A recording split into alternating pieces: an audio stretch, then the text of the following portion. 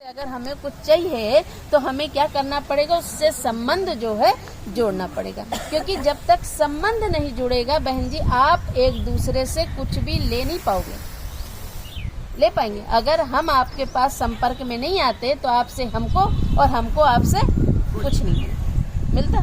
तो परमात्मा भगवान शब्द कहने से नहीं मिलेगा, आपको उससे संबंध जो है वो जोड़ना पड़ेगा। संबंध जब तक नहीं जुड़ेगा तब तक प्राप्ति जो है वो होगी नहीं। हाँ? बच्चा जब तक आएगा नहीं आपके परिवार में, आपसे जुड़ेगा नहीं, आपको जानेगा नहीं, आप क्या वर्षा ऐसे दे देंगे नहीं ना, है ना। तो उस परमात्मा जो निराकार है, जो जगत का पिता है, उस परमात्मा को थोड़ा सा समझना है ना। देखिए भगवान कितने कहते हैं? एक। अनेक तो नहीं कहते, कितने कहते हैं? एक। ईश्वर कितना कहते हैं? जितने भी धर्म पिता है सबने यही कहा, सबका मालिक एक है, ईश्वर एक है, भगवान एक है। हाँ, क्या यही बोलते हैं ना? लेकिन एक को हम जानते नहीं हैं, अभी हमें एक को जानना है ना। देखिए जो राम थे, जो कृष्ण थे, आप उन्हें क्यों पूजते हो? क्योंकि उन्होंने इतने अच्छे कर्म किए, आज उनके कर्मों की पूजा कर रहे हैं ना। राम भी जो थे, अगर आप जब उनका राज तिलक हो रहा था, ठीक है ना, तब वो श्री राम थे, ठीक है ना। अगर उन्हें 14 साल की वनवास नहीं मिलता, इतना त्याग तपस्या नहीं करते, तो वो लौट के मर्यादा पुरुषोत्तम नहीं बनते। लौट के क्या बने? मर्यादा। क्यों बने? क्योंकि उन्हें अपने कर्म से हर चीज को सहज बना के दिखाया और हर मुसीबत को क्या किया?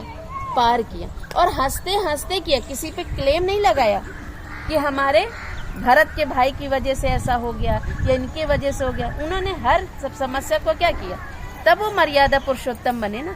तो वो तो श्रेष्ठ मानव थे, जिन्होंने ऐसे कर्म करके संसार में आकर अपने हर कार्य को सहज बनाकर संसार को सुख देकर उन्होंने अपने कर्म को प्रत्यक्ष किया। और आज उस कर्म को देखकर आप उनकी क्या कर रहे हैं? पूजा कर रहे हैं, ठीक है ना। अब उनको राम जैसा जिसने बनाया, कृष्ण को जिसने बनाया, उसको हम नहीं जानते। जैसे मूर्ति बनाते हैं ना, मंदिरों में जाते हैं तो मूर्ति को देख के क्या हो जाते हैं? भाव विभोर हो जाते हैं, आँख नाक कान देखते तो क्या कहते हैं? बड़ा सुंदर बनाए। लेकिन कभी ये सोचा ये मूर्ति किसी ने तो बनाई होगी?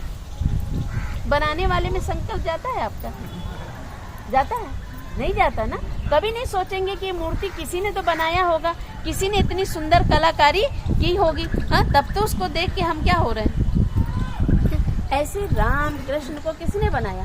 परमात्मा निराकार शिव परमात्मा ने। शिवलिंग पूछते हैं ना, हाँ, वो शिव निराकार है, जो हम आत्माओं का जो पिता है ना। लेकिन वो ज्योति बिंदु स्वरूप है, जो हम आत्माओं का पिता है, जो हम आत्माओं को अभी सुख शांति से, समृद्धि से, हाँ, पवित्रता से अभी हम आत्माओं को क्या करने आया है?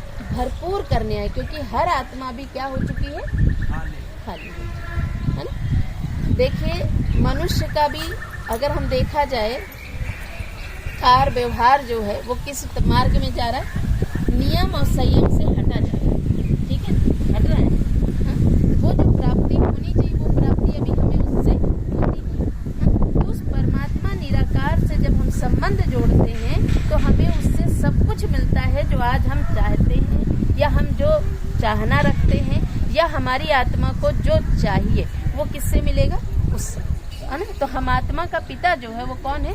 निराकार है, जिसको क्या कहते हैं? अजन्मा, अभोक्ता। गीता में लिखा है ना, हाँ? क्या लिखा है गीता?